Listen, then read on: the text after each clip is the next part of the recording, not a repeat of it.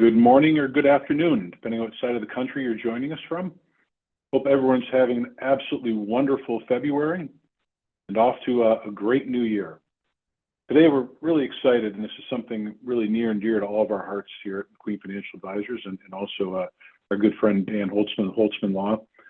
Foundations. And foundations are an incredible tool and an incredible activity, incredible use that we have where people can give back and give to those in need.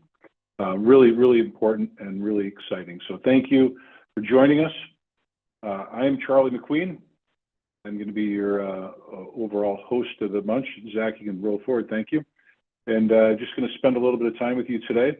But I get the I get the wonderful ability of working with some incredible human beings. One of them is Zach Whaley, who runs our alternative portfolios and work in our foundation not-for-profit space. And Zach, I really appreciate all the work you do. And Zach is incredible at his job. He also works with our investment advisory team. He also spends a bit of time with our asset liability management team, or the interest rate risk modeling work we do. And he sits in physical location, relatively close to the loud valuations team that we have in our office that sometimes drowns him out. So, Zach, thank you for joining us today. Thank you, Charlie. We often compete for that award, the loudest in the office. Love it. Love it. All right. Well, along with Zach is another great esteemed human being. I have Dan Holtzman. Dan is an attorney at Holtzman Law. He knows everything that there is to know about foundations and not-for-profit from the legal standpoint and more. Very fortunate to have known Dan for a long time and worked with Dan on several engagements, and really glad to have you here with us today, Dan. So thank you very much for joining us. Thank you. Appreciate it, Charlie. I wouldn't say I know everything, but when it comes to credit union foundations, I know quite a bit. See, there you go. You're being modest as usual. I really appreciate that. All right, as we go to the next slide, Zach, I have a couple things just to quickly cover here.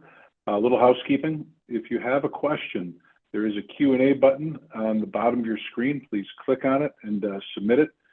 We will answer the questions along the way or at the end, whatever is deemed more appropriate by the speakers. So please feel free to have at it and shoot away as we go along. Also, this presentation is being recorded. It'll be available on the McQueen Financial Advisors YouTube channel. You can reach out to the three of us or any of the McQueen Financial Advisors or Holtzman team, and we'll happily give you a copy of it also. So thank you all for joining us. Without further ado, I'm going to hand it off to Zach and Dan, and they're going to kick off to the important part of the conversation today. Thank you, Charlie. Really appreciate it. Dan, it's good to have you back. Round two. This is going to be great. So let's kick it off with what we're going to review today. The overview is we're going to discuss, obviously, what is a foundation and what do they do in the community. We want to talk about the benefits of having a foundation. Obviously, that benefit is for the community itself that's getting directly impacted by that foundation, but there are innate benefits to you as a financial institution that we're going to cover. How do they work? And I think one of the most important things, at least for the folks that are joining the call that do not have a foundation yet, is how do you set one up?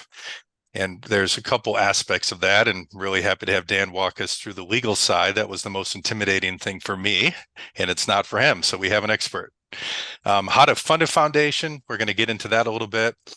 And if you're on this call and you already have a foundation, we're going to also, you're not going to be left out. We're going to say, how can you optimize your foundation?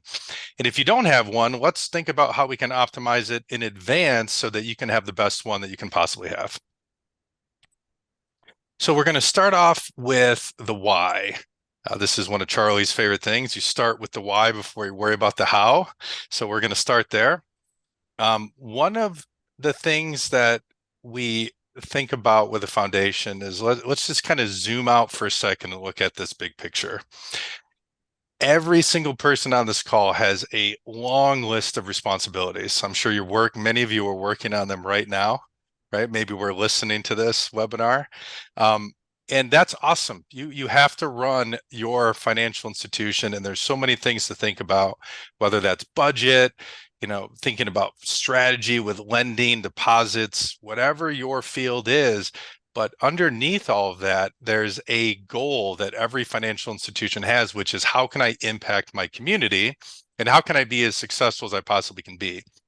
So what having a foundation does is it says we're going to create a completely separate entity from the primary financial institution, and its sole focus is going to be how do we impact the community.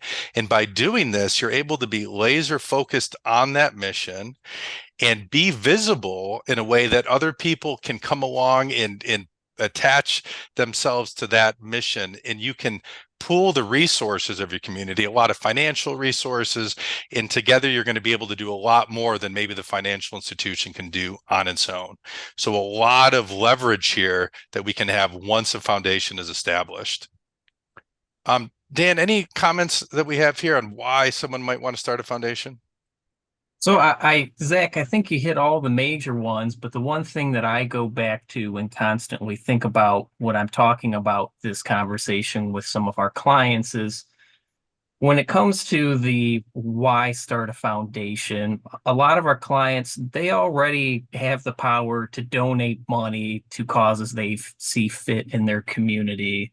But I think the big reason for why you want to start thinking about a foundation is because this can be a vehicle to help pool additional resources that you don't currently have access to better help those in need or those missions that you feel passionate about, rather than just doing it alone.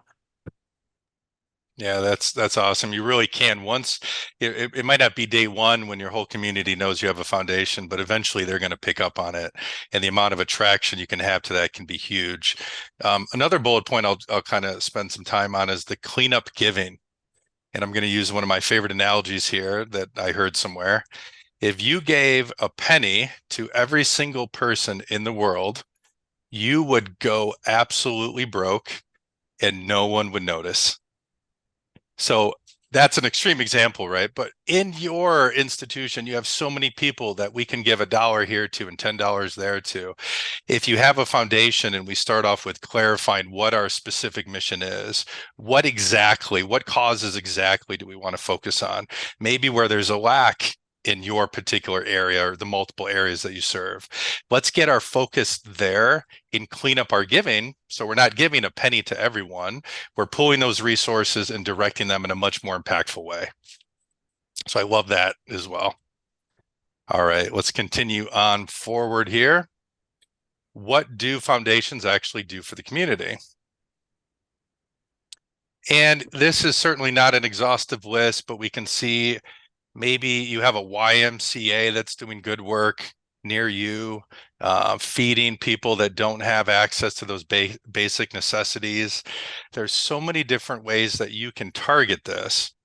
And what I wanted to do this time around presenting this topic was put a spotlight on a particular foundation that I think is doing an incredible job. And that's the MCU Foundation out in New York. And what they did, I think, is a great way for anybody to learn from how to get going on this and how to have a sustainable, focused foundation. And what that is they said, we're going to come up with 3 pillars. Though that's going to be our focus, and everything is going to drive every decision that we make around those pillars. What they did was the first pillar, maybe no particular order here, but basic necessities, taking care of people where they're at. If they need food and shelter and clothing, that's where they can be met right there. The second pillar is education. Once the basic necessities are taken care of in their community, now we need to start focusing on the future, getting them educated, helping them with scholarships or certification. Then they can get to the point where they can become more self-sustained and they no longer need help on those basic necessities. And then the third pillar is home ownership. The careers in place, the certifications there, and now they can afford to buy their own home. And one of the key notes that the foundation focuses on here, which I love, is that home ownership is one of the best ways to create generational wealth. You have a house, you pass it on to your kids, and they start in a better spot than where you did. So I absolutely love this concept of a focused pillar setup, and what a great way to start the foundation right there. Dan, what are you seeing as far as some good work that's being done with foundations? Well, a lot of the stuff that I see out there is foundations coming together to pool money to support those causes that come to their attention in their local community. We're seeing more and more foundations who are looking at and thinking about expanding outside of the relatively standard grant making structure, trying to put on their own educational events or things of that nature in the communities as well. The financial education one just makes so much sense, right? We're literally financial institution industry. Let's leverage that. By the way, going back real quick to those pillars, the home ownership, you might be able to help with that, right? There's a real connection there, obviously. So much flexibility in what can be done. All right, now let's get into a little bit more of the intangible benefits of a foundation. When we think about the impact, the community is a given. They will literally be the recipients of resources that are pooled from you or from the community. That's a given. But advertising, and I'm going to harken back to a webinar that we did over a year ago now, but it really stuck with me. And that is when we brought on David Brandt from Elga Credit Union, who also has a foundation, and they're doing amazing things over there as well. And here's one of the things that stuck with me. He said, when you go out there and you do good in the community, you do not have to ask for the cameras to show up. You don't have to call the local news station. They're going to show up. If you do good, people will hear about it. Not that there's necessarily anything wrong with calling the camera crew too. That's okay. But the point is that whether you call them or not, and you get out there and you start doing real things and really impacting people, they're going to see it, they're going to hear it. And then that foundation is going to have a direct link to your financial institution. So it's going to be a great thing for building your member or customer base, your engagement there. People want to be a part of something great. And the next time that they're trying to decide where do they go to get their next loan or put their money in a CD, they're going to think about you because they see what you're doing. So that's a really awesome intangible benefit of getting that advertising. Dan, anything else to add here? No, I just think I'd piggyback off of that and recognizing that these are win-wins for not only the community, but your institution as well, because not only is the community benefiting by the things that your foundation is doing for them, but that recognition of those work can translate back to your institution as well and have greater engagement with those in your community. Yeah, absolutely. Why not advertise it the first thing they see when they go to their online banking? Put it out there. It's a really cool tool to bring, more business in. All right, now we're going to get into what I think is the tough stuff, and Dan thinks is the easy stuff. We're going to talk about the legal side. How do we get one going? It makes sense, but I'm not really sure where to go next. So I'll start off, Dan, with a question. Is the foundation the same legal entity as the financial institution? It is not, Zach. It's its own separate entity. More likely than not, it's going to be its own separate nonprofit corporation.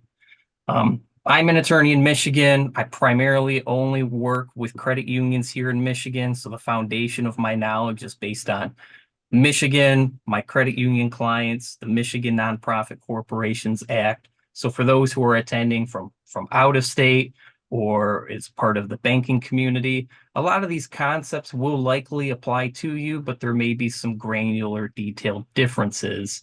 But the most important thing is it is a separate legal entity. It would likely be a nonprofit corporation. It requires preparing and filing articles of incorporation with your state. You will have to prepare bylaws to govern how that nonprofit corporation is going to operate. These are going to be different than the bylaws that govern your financial institution.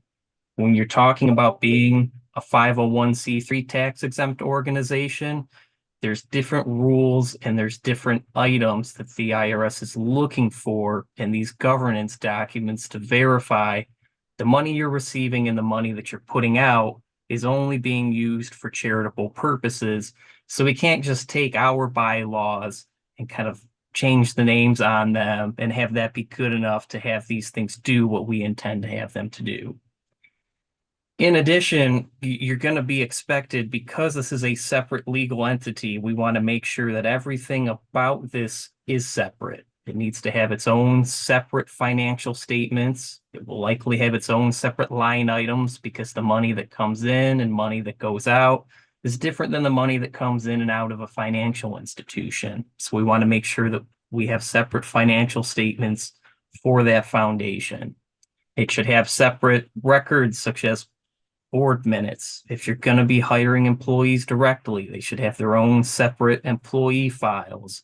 So, I saw a comment down here in the Q&A about at what asset size does it make sense to create one of these.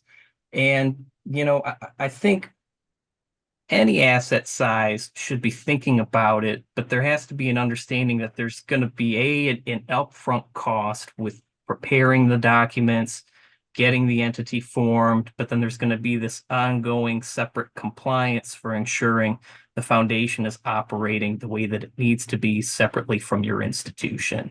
So I think you can be a relatively small credit union and start a foundation as long as you have somebody on your team with the expertise and time to dedicate to ensuring that this is operating the way that it needs to be. It also is going to have its own separate board of directors that's separate from the board of directors of your financial institution. Yeah, that last bullet point's a good one. I think we're going to go a little bit more into that later. That's a good start. Awesome. So the answer is yes. We are definitely separate, aren't we? All right. Now, here are some steps to getting the foundation going. You want to cover this slide, Dan? Yeah, I think I covered quite a few of them, but just to kind of talk about the first two, as you had mentioned with the MCU Foundation, they started with defining their goals, and their goals defined how they were going to run their foundation. So I think the first step is defining what your goals are with creating this foundation. And once you're there, the next important part is identifying what you're going to call it. Are you going to have some play off of your institution's name to incorporate that advertising and brand recognition? Or do you want to have something totally separate and different from your institution? The choice is really up to yours.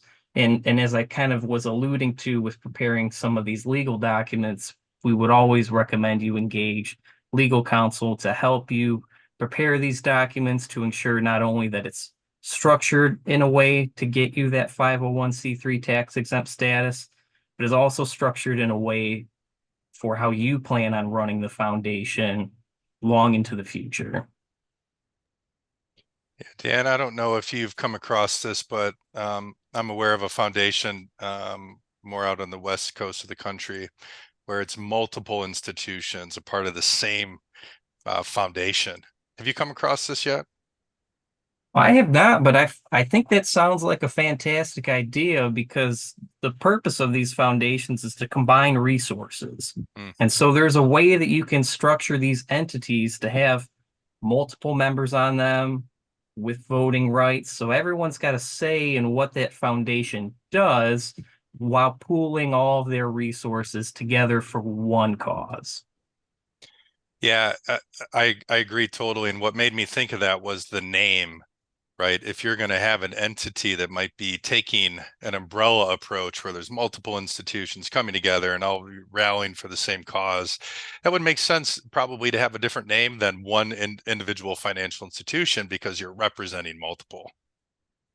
Absolutely. Yeah. All right. The name is the game. Important things. All right. We've got more steps here. What are we looking at? Well, so as you're going through the process of defining these goals, working through preparing bylaws, the ultimate end goal is applying for and obtaining that 501c3 tax exempt status. And to be able to get there, you kind of also have to think forward, and what does the next 3 years after we get this thing established look like? Because that affects the way that you can apply for that tax exempt status. So you want to think about how much you're going to initially fund the foundation. What does your ongoing funding structure look like? In 3 years, how much do you reasonably anticipate you're going to receive in donations, either directly through your institution or from other members of the community? Because there's a certain dollar threshold that dictates which application you're allowed to file and how long that process is going to take. All Once right. you do, once you do get to that 501c3 tax exempt status, then there's likely some other additional state licensing and registrations that you will need to do, depending on the activities that you want to engage in. Yeah, the timing is a question that often comes up for me. How long is this going to take? And if you were, I know you had a really good answer for this last time we discussed this. Is it still the same? You want to cover that again, Dan? Yeah, I was trying to think about this earlier because I don't recall the answer I gave last time. And after working through with some other institutions on preparing their foundations, it, it can be anywhere from, let's say, 4 months to over a year from start to finish, because you've got to think about what your business plan's going to be, what your goals are for it. Preparing legal documents can be a back and forth 1 month process, but applying and getting the final 501c3 tax exempt status can take anywhere from 30 to, I think it's 285 days for the IRS to approve it, depending on the form of application and how many follow-up questions they have. So it's a very, very broad range. We've done them quickly. Some have also taken a very long time. You know what, Dan, I didn't write it down what your answer was last time, but I think it was pretty close. So So we're not much has consistent. changed. Not much has changed. Yeah. Now, might more things change with what's going on right now? Could be. It's probably a good time to get it started. All right, let's move on. Board structure, independence. We'll get to that final bullet point. That's my favorite here. But what should we think about when structuring our board? Well, so when you're looking at structuring your board, think about the board of directors of your institution. A lot of them are made up of all different backgrounds, but are primarily representatives of your community. So if you're starting a foundation to primarily channel the givings of your financial institution, you're likely going to want to have more credit union employees, maybe some directors from your board sitting on there. There's a limit to the percentage of how many could sit on there, just due to the fact that the board of directors of your institution has to approve donations to your foundation. We don't want to conflict out and not have a quorum on your board. So employees, one or two board members, members of the community, or in those areas that you want to focus on your foundation's charitable givings, because ultimately you want to ensure that the foundation is doing the work that those people need, and you sometimes need those voices telling you exactly what it is that they need or where they need it. Yeah, that's awesome. I think the idea of having members from the community is really neat to be able to pull in influence. If you're in an area that has a lot of, great business leaders, I think, would that be a good idea, Dan, or does it just depend? I think it just depends, because there are great business leaders out there who can help, but I think trying to also find great business leaders in the nonprofit sector can be very beneficial, because there is a massive pool of money out there available to be given to 501c3s, and we don't necessarily know about it because that's not our field of practice. We work in financial institutions. The grant money that's available to us comes from different buckets. So by gaining someone who has an understanding of where we can go to better multiply and utilize our money, can be very beneficial. Right on. Gathering that expertise makes a lot of sense. And all right, we saved the best for last. What does hijack hijack proofing your foundation. What are we talking about here? Well, so we're talking about, the rogue board member in the room, and over time snowballs into this great idea that you created at one point in time, morphing into something that you didn't want it to be later on. And there's ways in the organizing documents to prevent that from happening. As I mentioned, you want to have some members of the community or the areas you want to focus in possibly have a voice on your board. Well, you get them on the board 6 months from now, they're a parasite. They're hijacking essentially the direction of where you want your foundation to go. And I think a lot of people, if they know a little bit about nonprofit corporations, they will see that the majority of them are established on what's called a directorship basis. Whoever forms the foundation handpicks the initial board of directors, and the future of the nonprofit is decided upon by those directors or whoever they choose in the future. If you structure it as a membership basis, you could have your financial institution be the sole member of that nonprofit corporation and have your financial institution handpick the current and successor board members of that foundation in order to ensure that it's going in the direction that your financial institution wants it to go in. Because if it's on a directorship basis, once you handpick that initial board, they take the wheel and run with it. And you just have to hope that over time, they're still gathering people on the board who sees things the same way that you do. Yeah, it's really awesome. I'm sure there's more nuance than this, but you've convinced me to have a membership appointed. That's a really good thought there. It Hey, works guys, well just for wanna do a quick financial interrupt here. institution-controlled foundations. Right on. Charlie? Yeah, quick interrupt, sorry about that. Thank you, Dan. Dan, a question, or Zach, I don't know which of you is the best to answer, but a question came in. Did you say that the financial institution board approves the charitable donations or the funding of the foundation?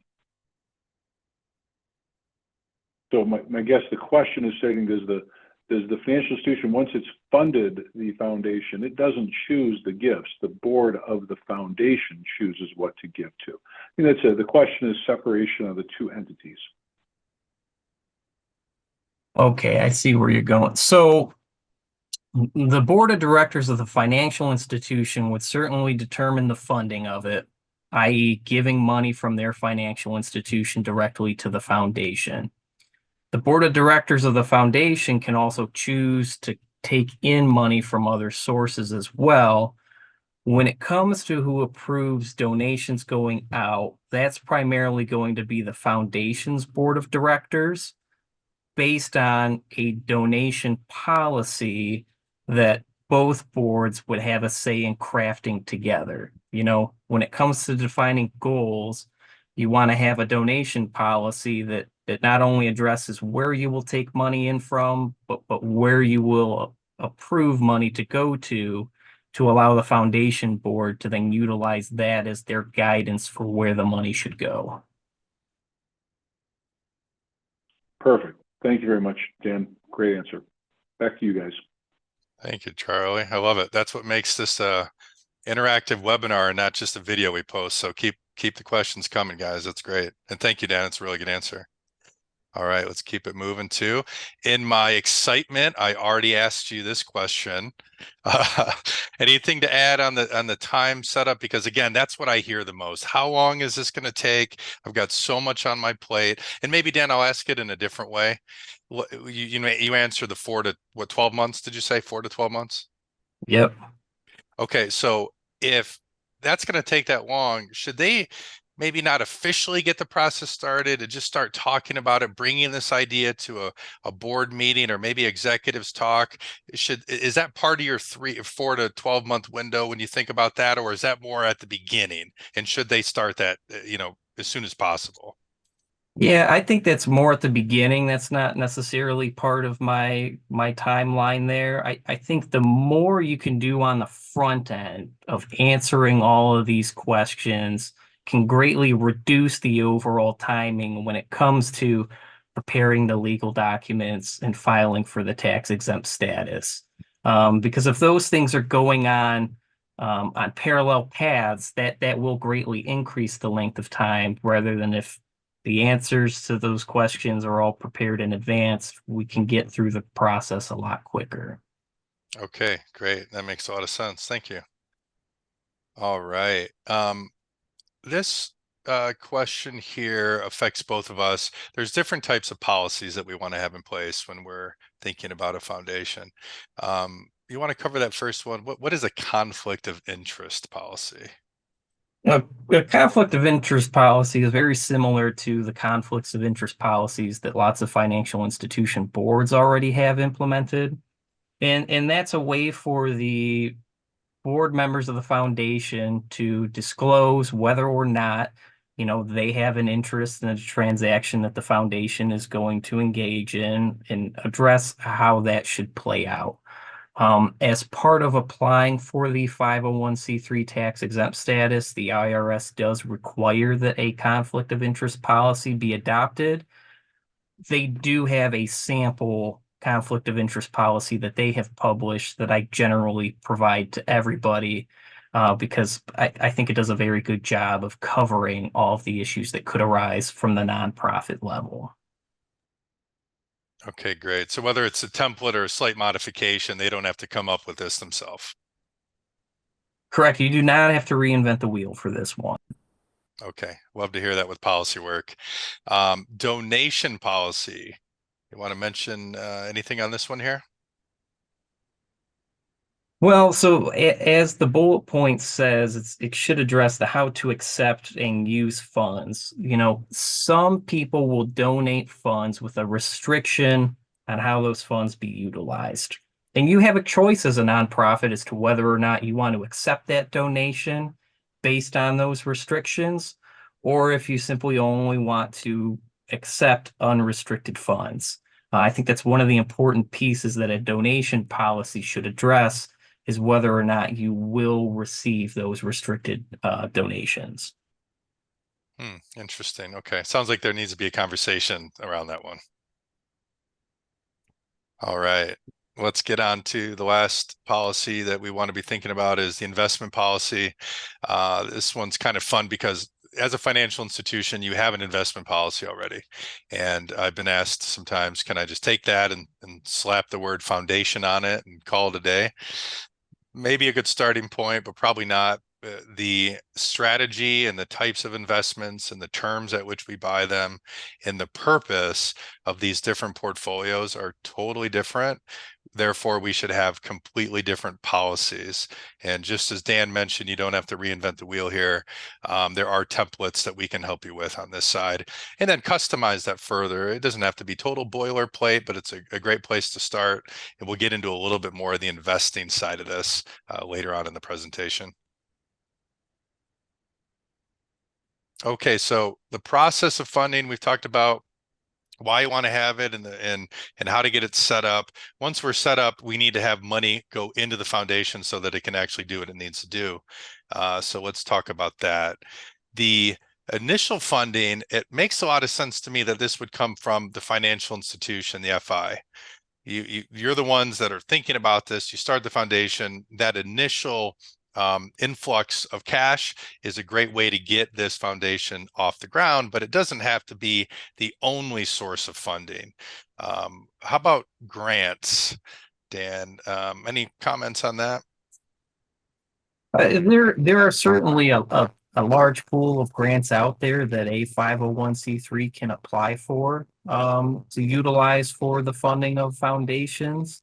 One other thing that I've been hearing a lot of our credit union clients talk about is they're signing a new vendor contract, long-term, very high dollar amount contract. And part of that is an incentive of a donation of a dollar amount to a charitable company of their choice. One of those could be utilized for the initial funding of a foundation as well. All right, so you're not alone in getting the money in there. right? You might get it started, but there's other ways of bringing money. And then also thinking about what the initial goal of that funding is at this point in the process. I'm sure you're itching to, see real results. What is our goal and how much money are we going to put in there? That'll really show if that amount is impactful. If it's not, maybe we save it up and put more money in, or we really need to be thinking about what that money is going to be used for. And then we mentioned before community involvement. Once people know about this, you could potentially have so much more access to money from outside of the financial institution. A real easy example of this would be a golf outing. Have a golf outing and have it in the name of the foundation and do fun things. The Lake Trust Foundation does a great job where you get to hole 9, whatever, and you pay a little bit of money and you have an executive hit an extra ball for you on a par 3. That's awesome. We're giving to the foundation while we're having fun. There's so many creative things that you can do. Also, CDA accounts, charitable donation accounts, we're going to get into that in a little bit, and also holding company portfolios. But Dan, I see you might want to say something here. Yeah, I did have one more item I wanted to share because I always think about this when it comes to funding. Back when I used to work at the YMCA, we had a automatic payroll deduction where you could donate $5 of your paycheck, every paycheck, to the Ronald McDonald House. That's also another idea of a way of gaining funding for your foundation as well. So having the employees of the financial institution have their paycheck rounded up, Dan? That is a possibility, yes. Yeah, I love that. And I've heard this idea too. I don't know if it's being implemented currently, but I really like the idea of having debit card transactions rounding up into the foundation. Dan, have you heard this actually ever implemented? I've mostly just heard this as an idea. I haven't heard it implemented, but every time I go to Ace Warehouse, I think what you round up and all of it goes to the American Red Cross or something like that. Certainly an idea. Right on. And I know that there can be a bit of skepticism with national charities, right? We always wonder, we give $1, how much actually gets to the end person. And I think that's another really great way, a really great value of a foundation is if $1 goes in, you know exactly how much is going to get to that person that needs it because it's within your control. And that's a story that you can tell. You give us $1, whatever percent goes right to the people that need it. I love that. And that debit card idea, I think, is worth exploring. Moving on, let's get into some of the investment side. So thank you, Dan, so far with the legal counsel. And now we're going to talk a little bit about the investment portfolios. So a charitable donation account can be utilized by credit unions in particular. And this is regulation that the NCUA created for you to have a separate account where you can take up to 5% of your net worth and put them into normally and permissible investments or newly permissible investments. Essentially, this is a portfolio that can earn more than your standard investments can. And then you can either give more or you can offset the expenses that you already have. So this is an earnings tool as much as it is a giving tool. So really, really powerful charitable donation account. I am surprised that this number is only at 15% of credit unions. I often get asked how many people have it. I don't know what the over under is when it gets to 100%, 10 years, 5 years. Eventually, more and more people are going to latch onto these. And I think it's still a relatively new concept out there as far as people hearing it. But the regulation has been around for a while. And is it for just the big institutions? No, it's for everyone. Because of the nature of it being a relative metric to your net worth, that means the smaller credit unions, yes, they'll have a smaller CDA, but that'll be relatively impactful based on your size. So we run the numbers often and say, hey, if we fully funded this based on the regulation, it would offset XYZ number of donations that you're currently making or increase it by this much. It's a really simple way to leverage the regulation that is put there for you to do this more. And as it relates to the foundation, why this is such a great tool is, really this question is, do I need one? And the answer is no, you absolutely don't need a CDA, but you probably should consider one.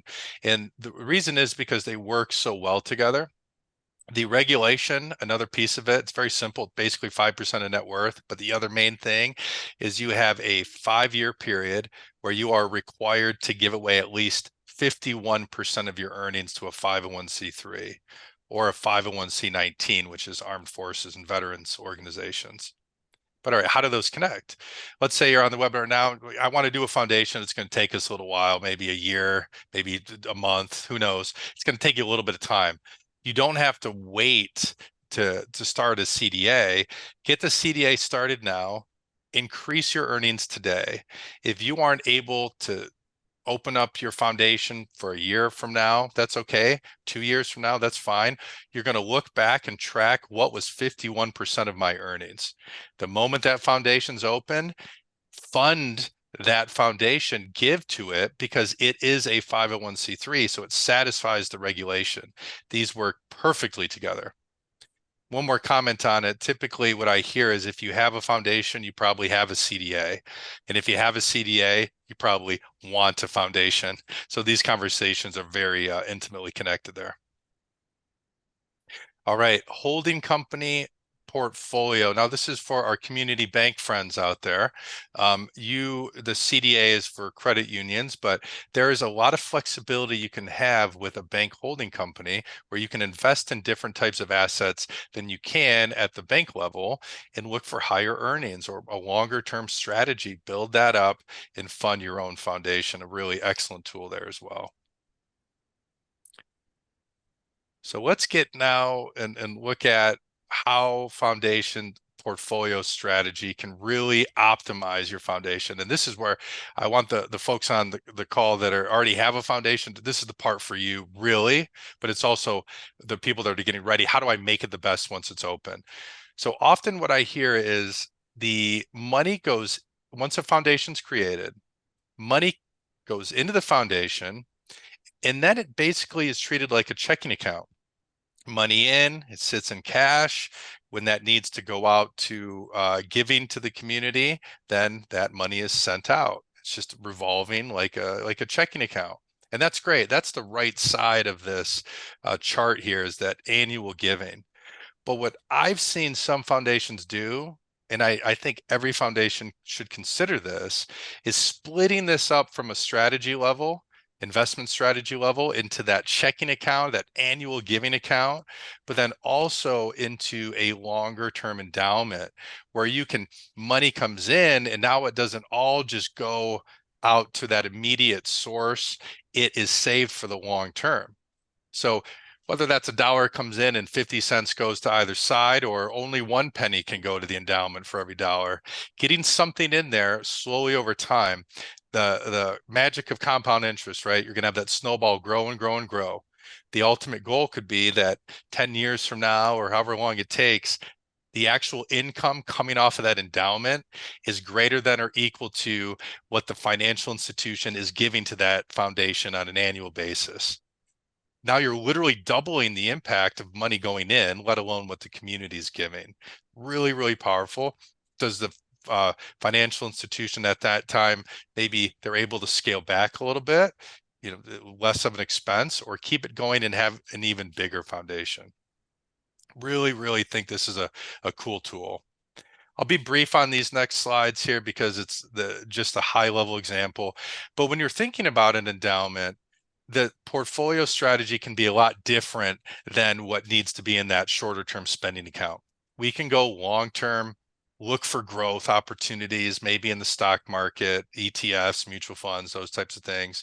Or we can avoid those asset classes altogether and be more conservative, or have a balanced approach here where we have a bunch of different asset classes that are focused on income generation. There's no one size fit all. Whatever your portfolio strategy is, that's going to have a different potential outcome. And we just need to align those with the goals and make sure they make sense. For the spending account, this is where, like I was talking about, that checking account kind of idea where money comes in and then it gets spent out, donated out. Then we want to build a ladder. Now your ladder might be mostly cash and a 6-month and 9-month and quarterly investments going forward for 1 year, but why not optimize every dollar that comes into your foundation and have that money available to you when you need it. So eventually getting to the point where we have more of a structured ladder and we can forecast what our giving goals are for years to come, this can be a powerful tool to make more than just simply putting cash in. And right now, it's easy to say cash is king because we have the shape of the yield curve the way it is. As interest rates come down, if and when they come down, cash will no longer be king, and we want to protect ourselves from that environment that may happen within a year or two, or who knows. But let's structure a portfolio that can protect us against that. Other considerations are really common sense, but some financial modeling should happen here. And I spared everyone the actual sheets that drive that. But we want to know how much we're going to be giving to the community and how much we're going to be funding the foundation. Between those two is really going to drive how much do we need to earn outside of the actual funding that's coming in? How much earnings do we need this portfolio to make in order that we don't have a shortfall? We want to have this foundation exist in perpetuity.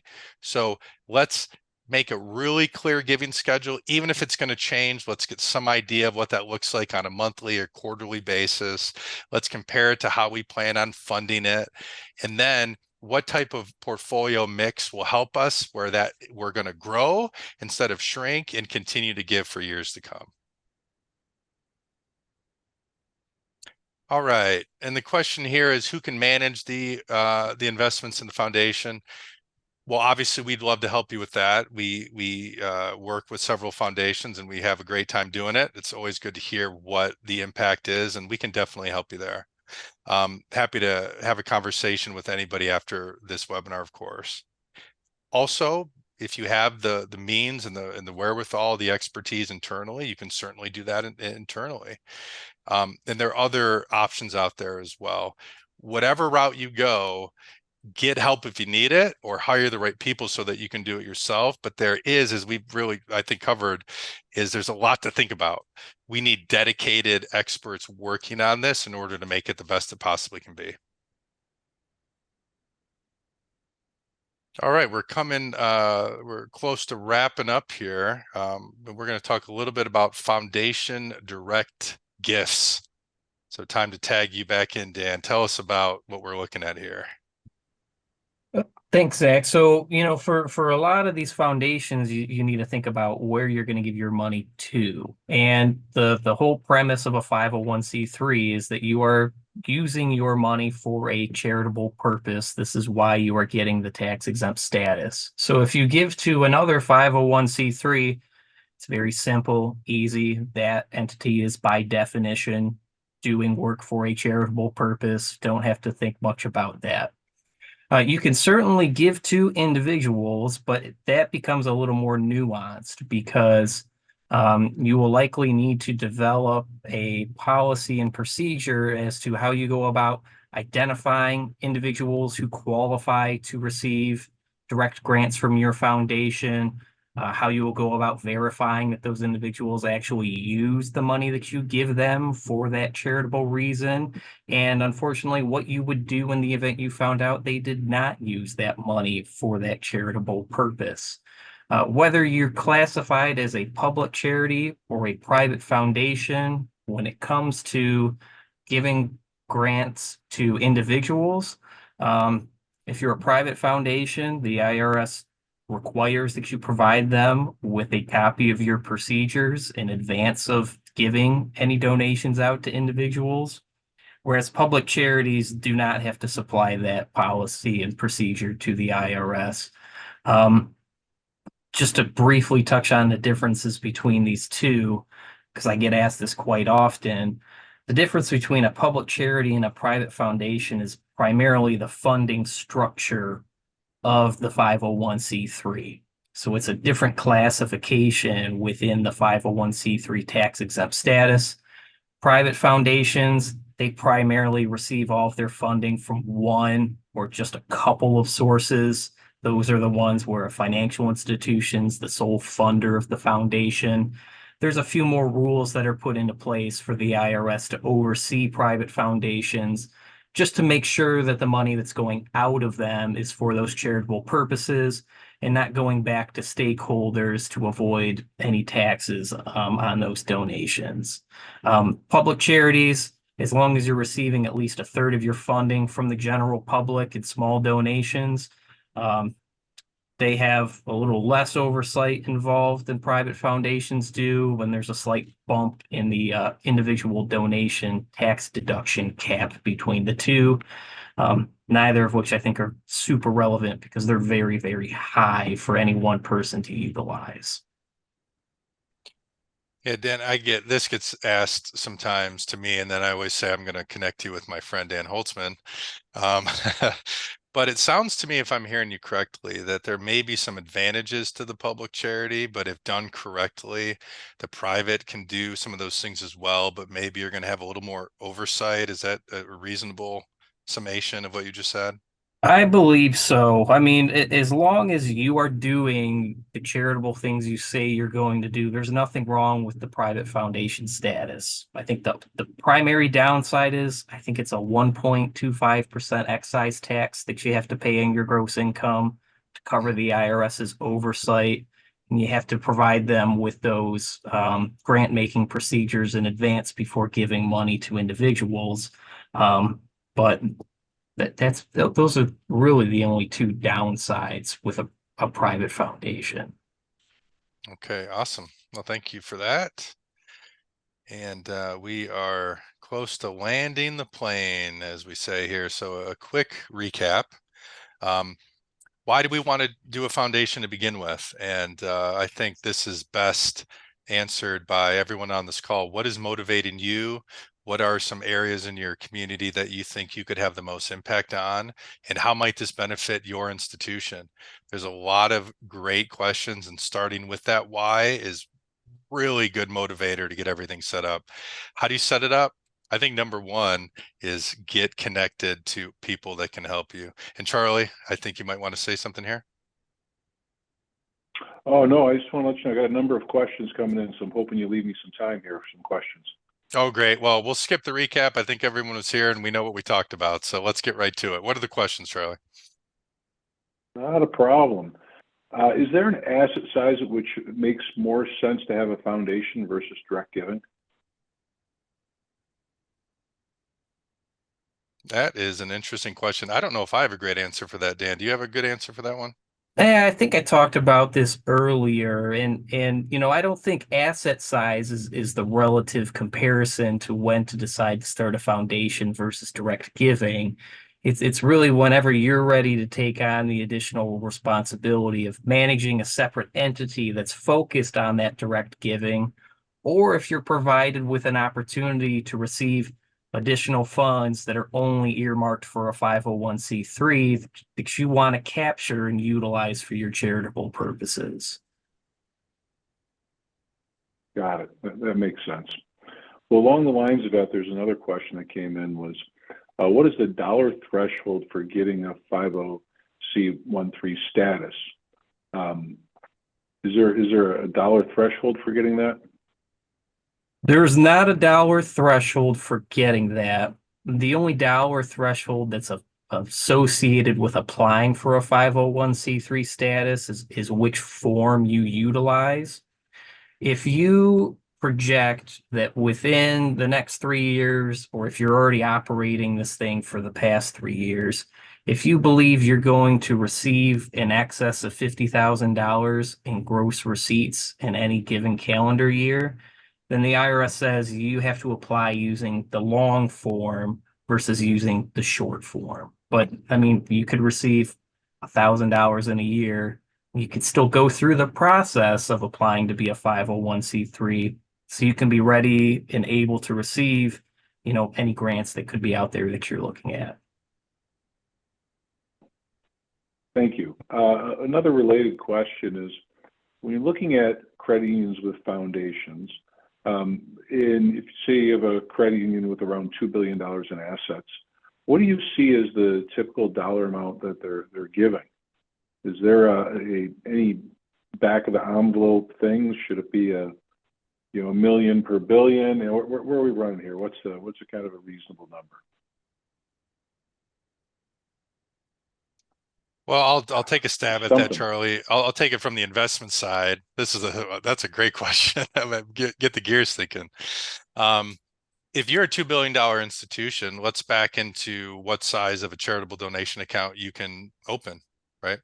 That's going to show us, based on the market return that we have today, what we might be able to generate.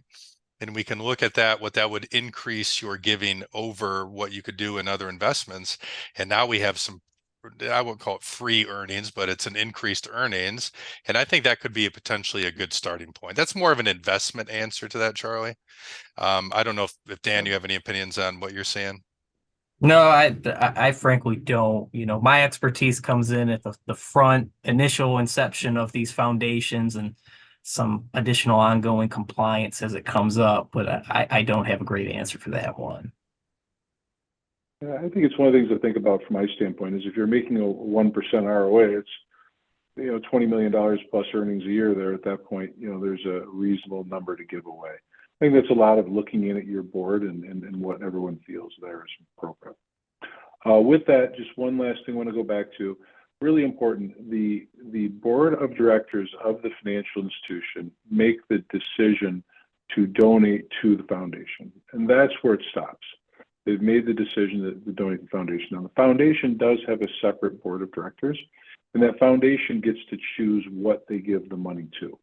Normally, the foundation, the board of directors of the credit union or the financial institution and the board of directors of the foundation are very aligned. And if the money is given, there's knowledge of what it's for. They do have to be legally independent. It's very important. But the decision of money goes from the financial institution's board of directors to the foundation. And then the foundation board of directors makes a decision on where to spend the money.